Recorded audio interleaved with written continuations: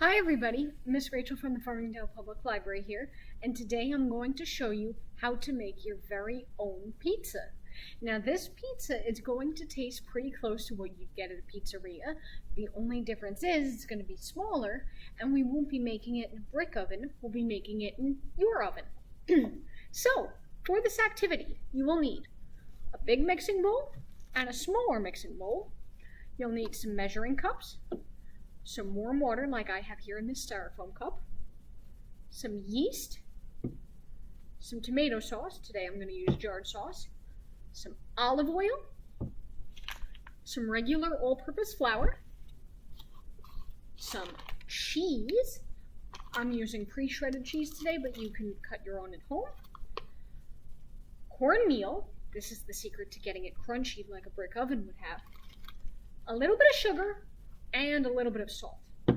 Okay, so the first thing that we're going to get started with is we're going to activate our yeast. For this, we're going to take our yeast, and we want 1 tablespoon of the yeast. So I have my tablespoon measuring spoon here, and I'm going to do 1 tablespoon into my small mixing dish. Okay, now while you're preparing the yeast, also preheat your oven to 350 degrees to 400 degrees. I like to do 400 because it will cook faster, but at 350 your pizza will be less likely to burn. Anyway, with our tablespoon of yeast, like I have here in this small dish, we're going to add 3/4 of a cup of warm water and 1 teaspoon of white sugar. I'm going to add my sugar first, and the reason we're adding sugar is to feed the yeast, to feed the bacteria. You can do this without adding sugar to your yeast, however, it will take longer for the yeast to activate. So I'm going to speed things up with a little bit of sugar. So 1/4 cup, 2/4 cups, 3/4 cups. So that's 3/4 cups of yeast, 3/4 cups of water, 1 tablespoon yeast, and 1 teaspoon sugar. So I'm going to just stir that up quick and rinse off my spoon. Now this I'm going to set off to the side. The yeast is going to start to get happy, and as it does, you will see that it starts to foam and bubble at the top, kind of like a glass of soda. But while that's sitting and getting happy, let's move on to our big bowl, and we'll start making the rest of the dough. For this, we are going to need some flour. Tilt that back up. We're going to need 1 cup of flour. So I'm going to take my 1 cup measuring spoon and give myself a nice big scoop of flour. Now you could do this with the 1/4 cup measuring spoon, in which case you'd be doing 4 scoops. I'm going to just do 1 big scoop with my 1 cup measuring cup. Now sometimes you might need to use a little more or less flour depending upon the humidity and moisture of the room that you're in.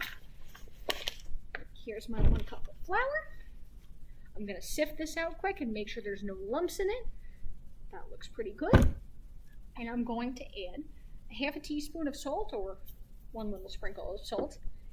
And we're also going to add some olive oil.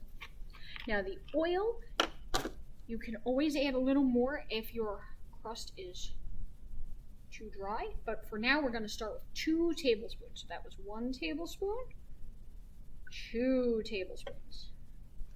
So I'm going to put that over here, and I'm going to start to stir my dough up. But as you can see right now, it looks really dry and crumbly. That's okay, because we're going to add this yeast mixture, which it is starting to smell like a loaf of bread, and let me tilt that camera down, starting to get a little bit foamy on the top. Now the longer that you let this sit, the more that your dough will eventually rise. To speed things up, I'm going to pour mine in now, but you can let yours sit a little bit longer if you'd like at home. And of course, once you've prepared the pizza, you can let it rise a little bit more on your countertop before you put it in the oven. But I'm going to start pouring this in and mixing my dough together. Okay, and as I pour it in, I can see that there are quite a number of bubbles in my yeast solution, and I'm going to start mixing this together to make a dough. Now this should feel kind of like Play-Doh. If it's too crumbly, there's too much flour in it, in which case you could add a little more water or a little bit more oil, but I'd be careful about adding more oil. And if it's too sticky, then you need to add a little bit more flour. Okay. I'm starting to mix my batter together, and right now, it's almost the right consistency.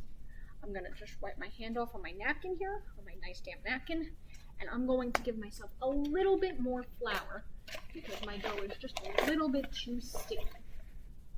So I've got another quarter cup or so, and I'm just going to pour in a little bit. Not the full quarter cup, but just enough to make my dough come together.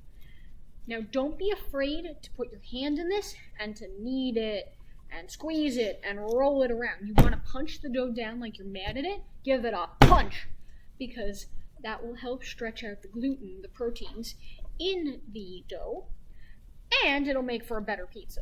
Besides the fact that it's fun, like playing with Play-Doh. Okay, so let me roll that around. And you want to roll your dough ball around in the sides of your bowl. Not so much that it tips out, of course, but to pick up all that extra flour on the side. You don't want to waste any. Okay, and when you are satisfied with your dough ball, like I have here, I'm going to punch it down one more time, and then we're going to cover our dough and let it sit for a little bit. The longer that you let it sit, the more the dough will rise. So I'll see you in a little bit, okay? See you soon.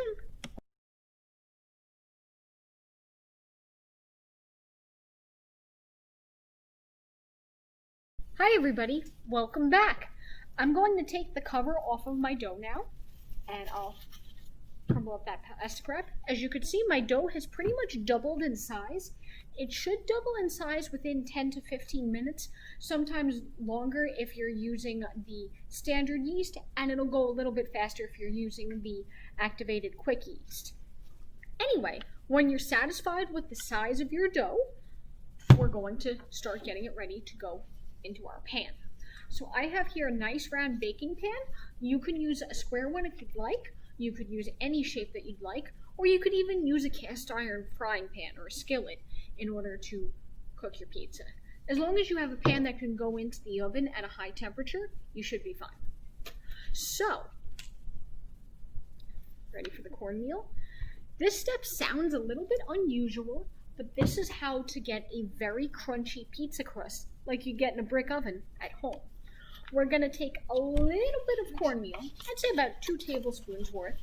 What we're going to do is, with clean hands, we're going to sprinkle it all over the bottom of our pan.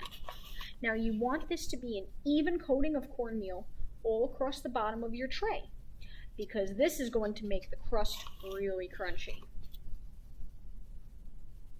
The cornmeal is a different type of carbohydrate and a different type of grain protein, so it'll change the bottom of the texture of the pizza, but not the whole dough. Okay, so I'm going to put that down and just make sure that's spread out evenly across the bottom of my pan. And now we're going to put in our dough. So I'm going to take my dough out of my big bowl, and I'm going to take it like this and go flop right into the middle of my pan. Now with my fingers, I'm going to start pressing the dough out from the center so that that dough picks up the cornmeal, and I'm going to stretch it out into a circle shape and go towards the edges of my pan. You can make it any size or shape pizza that you would like. You just want it to be an even thickness across where there's no holes in your pizza. You don't want holes in your pizza. And if you find that it's still a little too sticky, you can always put a little bit of flour on your hands like I'm going to do right now. And that will help me stretch it out easier without the dough sticking to my fingers. And if you do put a hole into your dough accidentally, you can always pinch it back together and press it flat again. So I like to use the flat part of my knuckles right here to spread out my pizza, and then this way I can also flatten it at the same time. Okay, but you want it to be the same thickness all the way around so that this way it cooks evenly and there aren't any doughy raw lumps in the middle of one bite and burnt pieces in the middle of another bite. Okay, so there's my dough. It fills up pretty much this whole pan, but this pan is very, very big. And while your dough was rising, if you don't have already made sauce, that would have been a good time to make your sauce, but you could still even let it sit in this pan if you want it to rise more. So let's get ready our sauce and our cheese. If you already have your sauce ready, let's take a ladle, and I'm going to pour some jarred sauce into my ladle. Overall, we use about a cup of sauce for this recipe, but you could use more if you like more sauce. And the same as with the cornmeal, what I'm going to do is I'm going to put it first into the middle of my dough, and then with a circular motion, I'm going to spread it out evenly towards the outside. So this is exactly like what we did with the dough and the cornmeal. So 1 cup of sauce is about 2 of this ladle that I'm using, but you can use more sauce if you like more sauce, or less sauce if you like less sauce. Me, I like more sauce, so I might even do a little bit extra. Now you want to leave a little bit of room around the outside of your dough. Leave a little border, because that is going to be your pizza crust. Okay, just put that there for now. So far, so good. Lastly, before we bake it, going to need some cheese. So for the cheese, most people use about 2 cups of shredded cheese, but you can always do more cheese or less cheese, depending upon how much cheese you like. Do you like an extra cheese pizza, or do you like a regular pizza? Or do you like a half cheese pizza? This is all about what you want it to taste like. So today I am using the store-bought cheese blend. Most pizza places use a blend of mozzarella cheese and a little bit of Swiss. Mostly mozzarella, but a little bit of another sharper cheese, just to give it a little bit of tanginess. Today I'm using a blend that has mozzarella and cheddar in it, but you could use whatever kind you like. And of course, you can also put on whatever kind of toppings you'd like. So I've seen pizzas that had ricotta cheese on it as well, if you want it to be a sweeter pizza. I've seen pizzas that had cheddar cheese and ham on it, like a ham sandwich pizza. I've seen pizzas with no cheese. You make it however it is that you'd like it, and of course with however much cheese you would like. So I personally like a lot of sauce, but not a lot of cheese. So I'm going to do just enough that I've covered my sauce and have an even coating of cheese, but not too much. Okay, and there you go. So all that's left to do is put on some toppings. If you want toppings like peppers or mushrooms or pepperoni or pineapple, whatever you'd like on it.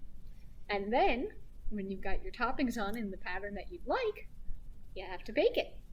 We're going to put it in the oven for about 12 to 15 minutes at 400 degrees, but you can always take it out sooner if you like a softer dough, or leave it in a little bit longer if you like your dough to be really crunchy and well done. But when it's done, overall it should be a nice golden brown color, and I bet it'll taste fantastic.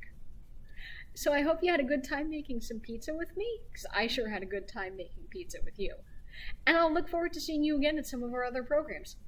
Have a great day, everybody, and enjoy your pizza. Yum, yum, yum. See you soon.